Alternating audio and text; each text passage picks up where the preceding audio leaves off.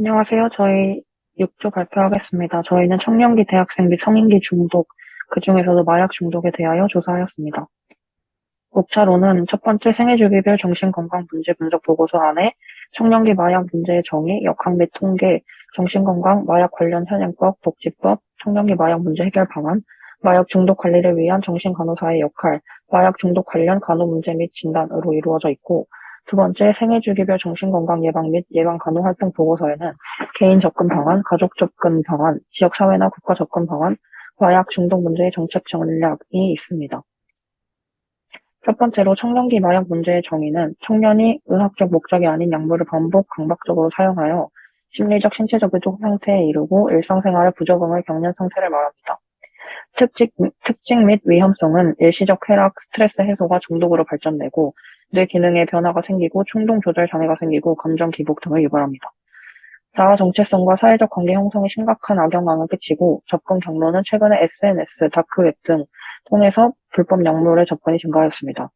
주요 약물 유형으로는 불법 마약류는 필로폰, 코카인, 엑스터시, LSD 등이 있고 처방약 오남용으로는 펜타닐, ADHD 치료제, 항불안제, 기타 약물로는 졸피뎀, 수면제 등이 있습니다. 역학 및 통계를 보시면 2023년 마약류 사범 연령별 현황을 보면 20대가 가장 많은 것으로 나타났고 두 번째로 30대가 많습니다. 마약류 사용률은 알코올, 수면제, 최면제, 진정안정제, 변제, 진통제, 헤로인, 메타돈, 부프레노르핀 순으로 많습니다. 다음으로 마약 사범수와 검거율입니다. 10대, 20대 대마 사범수는 20대 1678명, 10대 84명이며 10대 20세 마약 사범수는 20대 184명, 10대 10명입니다. 10대 10명입니다. 10, 20대 성별 마약류 사범수는 여성보다 남성이 훨씬 더 높은 것으로 나타났고 향정신성 의약품 사범수 역시 10대에 비해 20대가 6,506명으로 상당히 높게 나왔습니다. 마약 중독의 일반적 특성과 중독 심각도 평가 및 치료 경험에 대해 말씀드리겠습니다. 일반적 특성으로는 여자보다 남성이 많고 남성의 비율이 여자보다 3.4배 정도 더 높습니다. 평균 연령은 38.9세이며 20대에서 30대가 절반 이상입니다.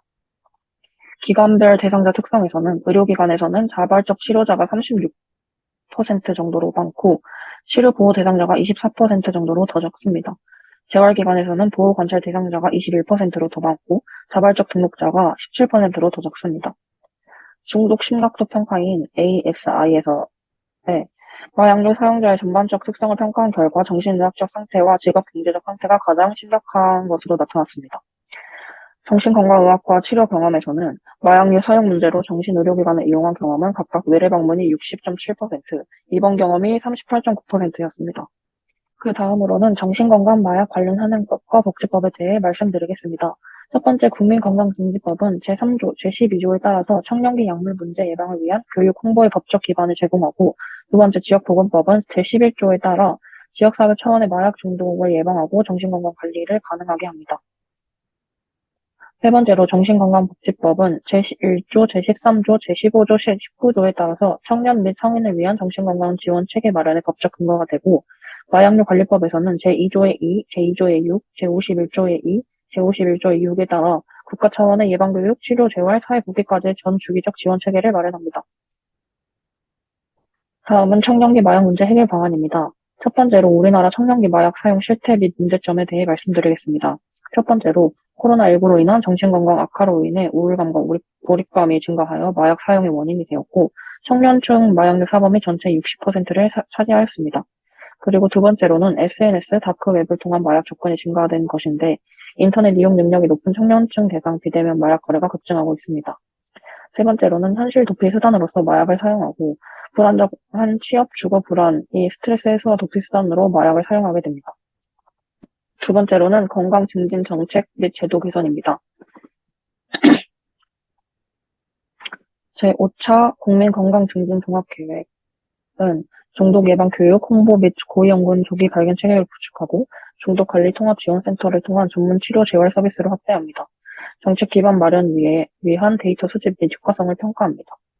그리고 제1차 마약류 관리 기본 계획에서는 청소년과 대학생 예방 교육을 강화하고 청소년 투약사범 치료 보호 의무화 및 재활 프로그램 연계, 온라인 마약 유통 대응 강화, 중독 상태별 맞춤형 치료 및 사후관리 강화 등이 있습니다.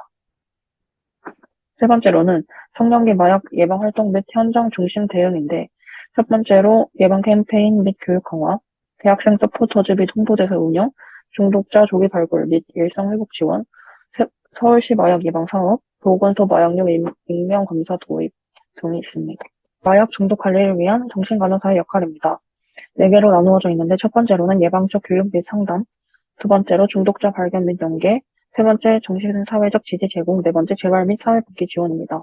첫 번째 예방적 교육 및 상담에는 약물 남용의 위험성에 대한 체계적인 교육 및 인식 개선, 스트레스 관리, 대처기술 향상 교육 프로그램 제공 등의 내용이 들어가 있고, 두 번째 중독자 발견 및 연계에는 조기 중재를 위한 스크리닝, 고위험군 청년 대상 상담 및 치료 연계, 중독관리 통합지원센터 및 전문 치료기관과의 협업 등이 있습니다.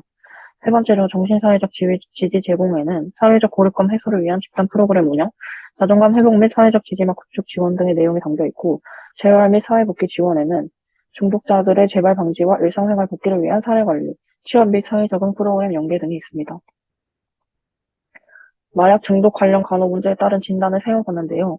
첫 번째로 반복적이고 지속적인 마약 사용 문제에 대한 간호 진단으로는 자가통제 능력 저하와 관련된 비효과적 건강관리, 현실 회피를 위한 마약 사용 문제에 대한 간호 진단으로는 사회 경제적 불안정 관련된 약물 오남용, 인터넷과 SNS를 통한 마약 구매 경로의 다양화 및 접근성 용이성 문제에 대한 간호 진단으로는 인터넷 및 SNS를 통한 마약 접근 경로에 대한 무분별한 노출과 관련된 약물 오남용, 코로나19 팬데믹 이후 사회적 고립, 비대면 환경 등으로 인한 정서적 지지 결핍 문제에 대한 간호 진단은 정서적 지지 결핍과 관련된 비효율적 대처로 세웠습니다. 다음은 개인 접근 중심의 기존 사업입니다. 첫 번째로 치료 재활 인프라 확대에서 마약 중독자를 위한 치료 및 재활 인프라가 확대되고 있습니다. 치료 보호기관이 2,221개에서 2,431개로 확대되었으며 권역별 치료 보호기관 9개 운영 시작하였습니다. 재활 함께 한걸음 센터 222개에서 2,417개로 대폭 증가하였으며 24시간 상담 가능한 1342 용기 한걸음 센터가 신설 운영되고 있습니다. 목적은 기소유예자, 중독 초기자에게 신속한 개입과 일상 복귀를 지원하는 것입니다. 두 번째, 함께 한걸음 센터입니다. 함께 한걸음 센터는 중독자의 재범 방지 및 사회 복귀를 위한 맞춤형 개입을 실시하고 기소유예자 119명 대상으로 치료보호 의뢰, 28시간 재활 교육, 8시간 단기 교육, 심리검사, 심리상담, 중독 상담, 집단 프로그램 등을 하고 있습니다. 개별 중독 수준에 따라 평균 2.7개 프로그램을 추천하고 이것은 단순 교육에서 벗어나 심리사회 행동적 치료가 통합된 모델로 주목되고 있습니다. 세 번째로 용기 한걸음 센터입니다. 2024년 3월 개소하였고 누구나 24시간 상담 가능한 전국 대표 상담센터입니다. 약 900여 건의 전화 상담을 진행하고 전화번호는 1342 개통 이후 상담 건수가 2배나 증가하였습니다. 주요 상담 내용으로는 치료기관 안내, 함께 한걸음 센터 연계, 금단 증상 상담, 오남용 예방 등이 상담 내용입니다. 1342의 의미는 13 당신의 일상, 42 24시간 함께 하겠다라는 의미이고 익명성과 접근성이 좋아서 조기 개입에 효과적입니다. 다음은 마약 중독에 대한 개인적 접근 방안 문제 인식입니다. 마약 사범 수는 지속 증가 중이나 실질적 치료 인프라는 후퇴하고 있습니다. 병상은 414개에서 292개로 줄어들었고 치료보호 의료기관도 23개소에서 21개소로 줄어들었습니다. 전체 마약 사범 중 치료받은 사람은 1.7%에 불과하고 검찰 연계 인원도 2020년 기준 9명에 불과합니다. 형사처벌과 치료 재활의 연계가 미흡하여 재범률 억제를 실패하였고 교정시설 내 약물 교육, 심리치료가 거의 부재하여 사회복귀 후 재사용 위험이 증가하였습니다. 처벌만으로는 문제를 해결할 수 없다는 인식이 확산 필요하다는 상황입니다. 다음은 맞춤형 치료 연계입니다. 단순 사법 처리에서 개인화된 개입으로 전환이 필요하고 중독 수준과 심리상태 평가 후에 맞춤형 치료 경로를 설정해야 합니다. 정신건강 전문가와 연계한 치료 계획을 수립해야 합니다. 예시로는 외래 약물 치료와 가족 상담을 함께 진행하거나 입원 치료와 직업 훈련을 연계하거나 또 진행되어야 합니다. 지역 정신건강복지센터 또는 중독관리센터와의 유기적 협력이 필요합니다. 동기 강화 인센티브로는 단순 참여 의도는 효과에 한계가 있기 때문에 내적 동기 유발 중심 전략이 필요하고 치료 이수 시 개인 맞춤형 보상이 제공되어야 합니다. 청년층 대상 주거 지원, 취업 연계 프로그램, 학업 바우처 제공 등의 보상이 제공되어야 하고 스스로 치료 참여 선택 시 혜택을 강화하여야 합니다. 심리상담비를 지원하거나 건강보험 본인 부담 경감 등의 혜택을 강화하여야 하고, 이러한 인센티브는 청년층의 자발적 회복 동기 강화에 기여 가능합니다. 다음으로는 형사처벌 연계 재활입니다. 형사처벌 이후 사회복귀 전 회복관리 체계가 필요하고, 보호관찰 기간 중 개별 맞춤 재활 프로그램 이수 의무화되어야 합니다. 기존 보호관찰의 감시형 시스템이 치료형 접근으로 전환되어야 하고, 심리중재와 행동치료 병행 모델 도입 시 재범률 감소 효과가 보이기 때문에 심리중재와 행동치료를 병행해야 합니다. 그리고 사회로의 덩출이 아닌 회복의 여정으로서의 전환이 필요합니다. 다음은 마약 중독 문제의 가족적 접근 방안입니다. 첫 번째로 가족 교육과 인식 제고입니다. 중독 회복과 재발 방지 방법을 교육하고 가족이 중독자를 이해하고 지지할 수 있는 태도와 양식을 교육해야 합니다. 가족의 협력적 기능을 강화하고 인식 및 행동 변화를 유도해야 합니다.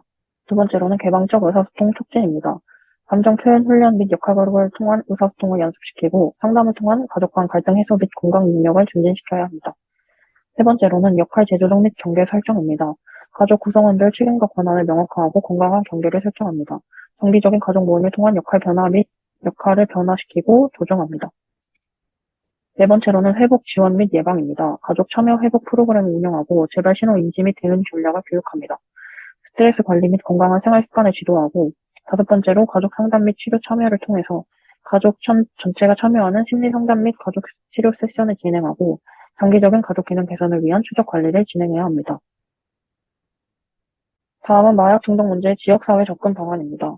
도봉 중독관리 통합지원센터에서는 청년층 중독 예방 및 회복 프로그램을 하고 있고, 대전 동구 청년 중독 지킴이 활동단에서는 지역 대학생을 대상으로 한 마약 예방 홍보 활동을 진행하고 있습니다.